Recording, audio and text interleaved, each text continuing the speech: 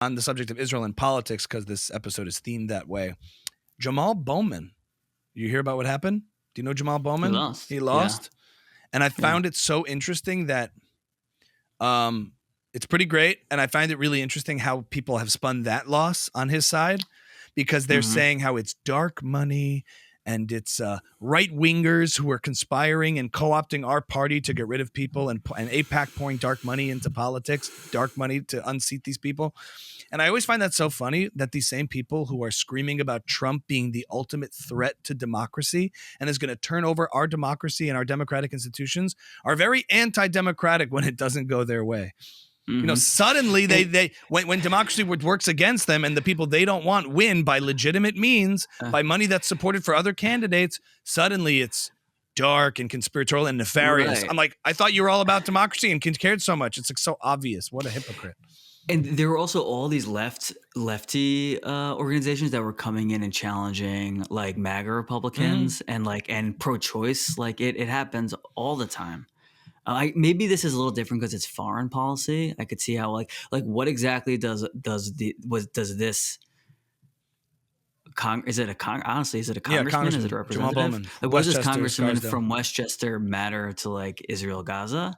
Well, I guess no, it's not a local politics; it's national politics. Yeah. So I guess it's a little bit different. He's not he's a congressman. Right, so they vote on appropriations and money that gets sent and packages in the Iron Dome and the hostility. And it's just funny, like AIPAC supports Democrats and Republicans. And like this idea that they somehow have a stranglehold. It's like funny. It's like the reason politicians support AIPAC is because they support Israel. They don't support Israel because AIPAC makes them. Like Rashida Tlaib doesn't have an AIPAC representative who goes and visits her because she hates Israel. So like, wait, say that again. The reason there's this claim that like AIPAC is somehow co-opting our politics, right? And is on behalf of as a foreign agent, this like smear on AIPAC. And I'm like, no. AIPAC works, which by the way is like so classically anti-Semitic trope. Of course, there's like a foreign agent, and there's a million different lobbyists in Washington having special interests and stuff. It's not unique to AIPAC, but the point is, politicians that support AIPAC do so because they support Israel. Well, I mean, they don't support Israel because AIPAC compels them to. Is that? I mean, in other words, why does that's not how lobbying works. People support all kinds of things in like pharmaceuticals and oil and energy because the lobbyists are. Yeah, but the NRA doesn't have AOC does not meet with the NRA. People who support gun rights meet with the NRA. Right, but then there are people. Well, that's because AOC has made her brand anti-Israel. But there are people in the middle who might be able to go one way or the other, who might lean towards Israel because there's money there to be raised. I mean, I think that's fair to say in terms of making concessions to like how things work. Sort of, but it would be hard pressed to say that like you don't have an inclination towards certain principles and ideas, and therefore the groups that lobby you. I don't know if every politician's like that. I don't know if every politician has a very clear point of view on Middle Eastern policy. All right, fair enough that there's some of that, but it's not unique to AIPAC. And the point is that a majority, I would say it's not unique. Like the sugar lobby, unique.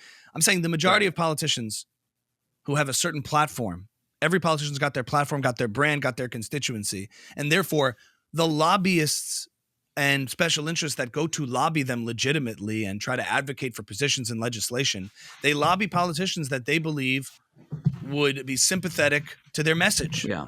I'm not saying everybody's genuine in politics, but assuming nobody is, like the NRA meets with people who believe in gun rights, and the pro-life lobbies meet with people who believe in protecting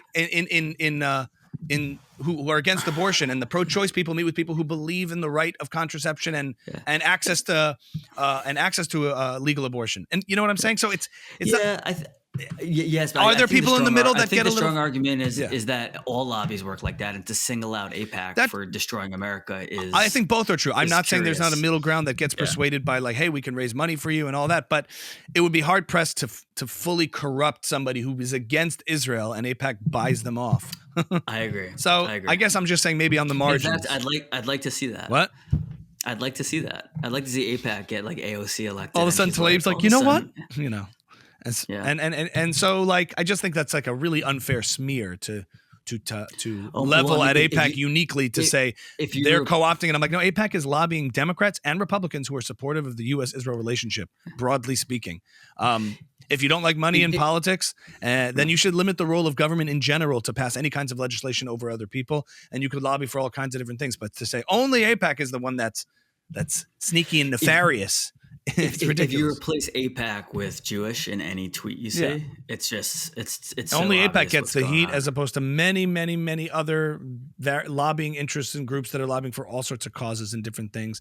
And strangely enough, AIPAC, just like Israel, gets this crazy double standard. And it's just funny that when democracy works against the squad, somehow they don't care to preserve democratic institutions. Somehow something else is going on. That's rich to me. Hey guys, thanks so much for watching. If you've made it this far, we want to let you know that Ami's House is now on Patreon. We love doing extra content, bonus footage with every episode. The best way to support us is to head on over to Patreon, become a guest, and support the show for $5 a month. If you like watching Ami cut me off, Patreon is a Patreon.com/Ami's House for bonus content. Thanks so much for your support and become a guest.